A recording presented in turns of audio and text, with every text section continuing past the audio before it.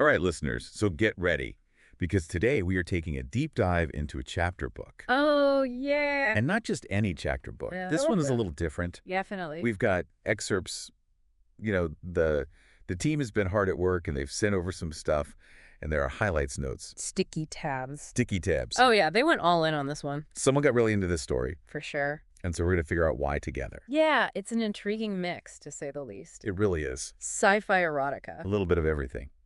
Philosophical bits. Even Donald Trump pops up. No kidding. Definitely eclectic.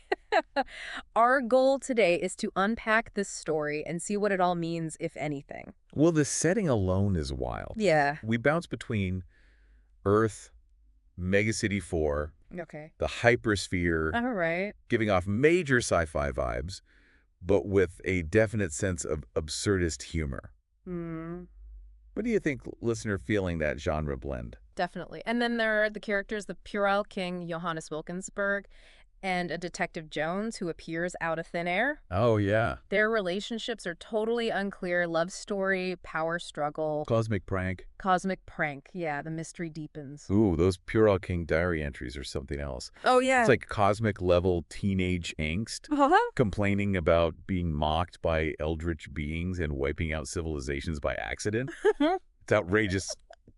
But there's a weird relatability there, too, when you say. It's interesting how the author uses that humor to tackle complex themes, take the Puerile King's weight and hyperspace snacking. Oh, yeah. It's clearly a commentary on overconsumption and excess, wouldn't you say? For sure. And that hypersphere itself is a puzzle. We get glimpses. It's vast, linked to something called hyperspace, has 9 rooms with unique properties, but the details are hazy. Right. Listener, are you getting a clear picture, or is it more like abstract art right now?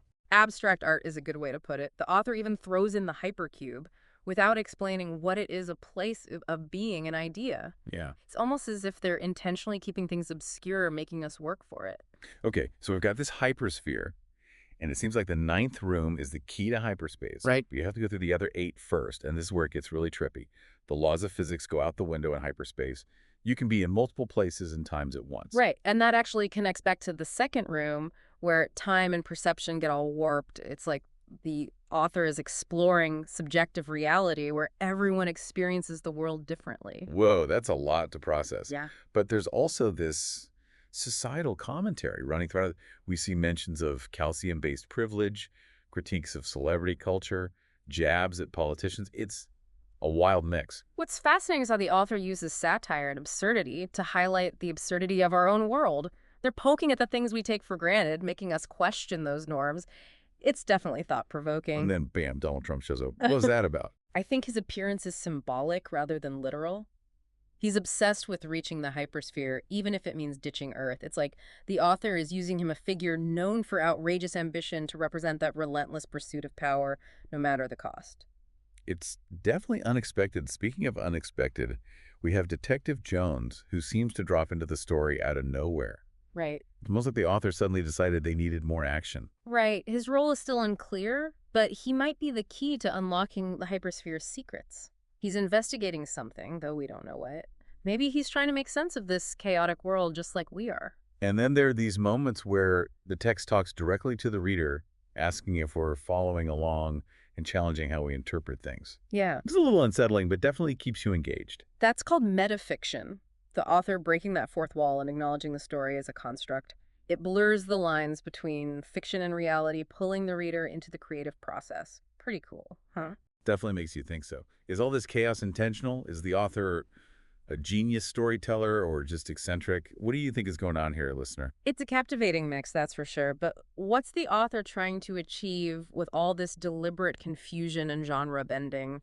Could it be a reflection of how fragmented modern life feels, or a challenge to what we think a story should be? Wow, that's a great point. It's like the author is holding up a mirror to the information overload we face every day. We're bombarded with bits and pieces of news, conflicting opinions, and sensationalized headlines. It's hard to make sense of it all. Exactly. And this book, in its own strange way, seems to be reflecting that right back at us. It encourages us to sift through the noise, question what we're told, and find our own meaning in the chaos. It's not all serious contemplation, though. Even with the philosophical ideas and mind-bending concepts, there's a playful, mischievous humor throughout. It's like the author is letting us in on a joke, saying, don't take it all so seriously. Yes, the humor is key here. It keeps the story from feeling too heavy or pretentious.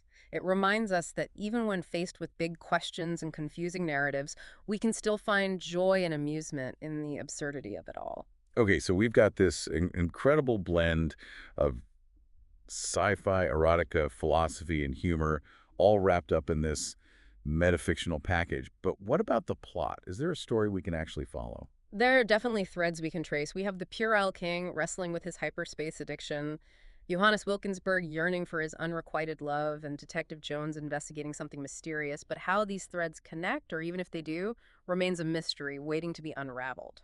And then there's Donald Trump's sudden appearance. He pops into the story, claims to be the president of the Hypersphere, and then vanishes as quickly as he arrived.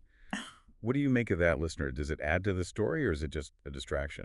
I think it's more symbolic than literal. The author uses Trump, a figure known for his grandiosity and over-the-top personality, to represent the absurdity of unchecked power and ambition. Right, and it plays into that blurring of reality and fiction that we talked about earlier, real-world figures interacting with fantastical elements and fictional characters. Yeah. It's disorienting, but also captivating. It reminds me of Jorge Luis Borges, the Argentinian writer known for his mind-bending stories that blend reality, fantasy, and philosophy. He often used real historical figures and events in his fictional worlds, creating a sense of uncanny familiarity. Okay, let's talk about Johannes Wilkenssburg. He's clearly smitten with the Puerile King, pouring his unrequited love into these passionate diary entries. But there's a twist, right? Yes, one of the excerpts suggests that Johannes's diary entries are actually fake, created by the Puerile King's enemies to damage his reputation. But even that claim is questioned, with leading scientists still debating the authenticity of the diaries. So are these genuine expressions of love or a clever fabrication? And what does that tell us about truth and perception in this story? What do you think, listener? Can we even trust what we're reading? It's a fascinating layer of complexity that adds to the overall sense of uncertainty. The author constantly challenges us to question what we believe and consider multiple perspectives. And just when you think you're getting a handle on things, the text throws another curveball.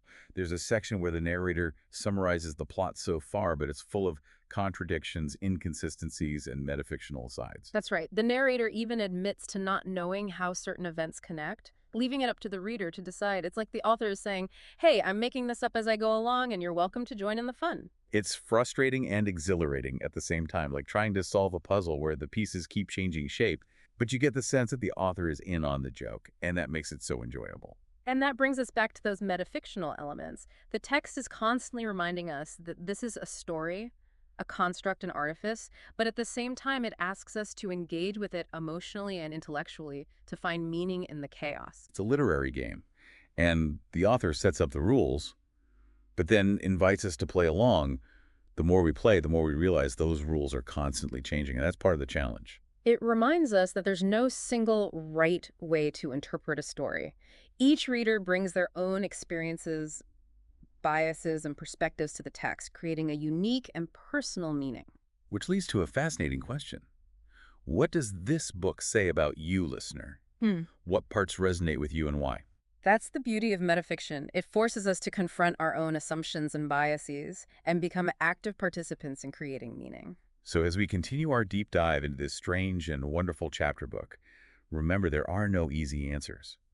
It's a journey of exploration, a challenge to our perceptions, and ultimately a celebration of the power of storytelling. Yeah. You know, one of the things that really struck me about this book is the language. The language. It's all over the place. Different styles, tones, even languages sometimes. Right. It creates this really unique, almost jarring experience for the reader. It's definitely intentional. The author is playing with language, pushing its boundaries, and challenging our expectations of what a book should be.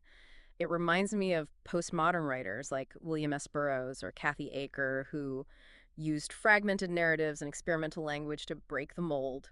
It's like 1 minute you're reading a deep philosophical discussion on the nature of reality, and the next you're thrown into a graphic sex scene or a nonsensical rant about Donald Trump. It's a wild ride. And that mix of highbrow and lowbrow culture is fascinating. References to classic literature and philosophy alongside crude jokes, internet slang, even ASCII art. It's a collision of worlds that somehow works. I think it speaks to that overarching theme of questioning authority and challenging norms. The author is poking fun at everything, institutions, ideologies, even the act of reading itself. Absolutely. Remember that section where the narrator mocks the concept of footnotes, calling them an illusion and saying the reader can interpret the text however they want? It's a playful dig at academic conventions, and a reminder that the reader creates meaning. So we've got this strange genre-bending metafictional story, but there are these recurring images that keep popping up, like the eldritch beings and the skeletons. Yeah. What do you make of them? Are they just random fantastical elements or something more? I think they represent the unknown, the things we can't fully comprehend. They remind us that there are forces and mysteries in the universe that might always remain beyond our grasp. And that's okay, embracing the mystery, the ambiguity, the strangeness of it all. That's part of the journey. It makes me think about the hypersphere itself. Yeah. It's this vast, unknowable space operating outside the laws of physics as we understand them. It's a place of infinite possibilities, constant transformation. What's fascinating is that it also serves as a metaphor for the human mind. Just as the characters journey through the hypersphere, we as readers explore the vast, uncharted territories within ourselves. So after all this, what can we take away from this wild, chaotic, and often hilarious adventure? What does it all mean? It's a celebration of our capacity for wonder, for curiosity, for critical thinking. It reminds us that the world is full of mystery, and there's always more to discover, both within ourselves and in the universe around us. And let's not forget the importance of not taking ourselves too seriously. Right. Find the joy in the absurd. Embrace the unknown with a sense of playfulness and curiosity. Most importantly, it reminds us that meaning isn't something given to us, but something we create through our own engagement with the world and the stories that shape how we understand it. So listener, as we wrap up our deep dive, we leave you with this final thought. What mysteries will you uncover in the hypersphere of your own mind? Keep exploring, keep questioning, and keep laughing. The journey is just as important as the destination, and who knows what wonders await you along the way.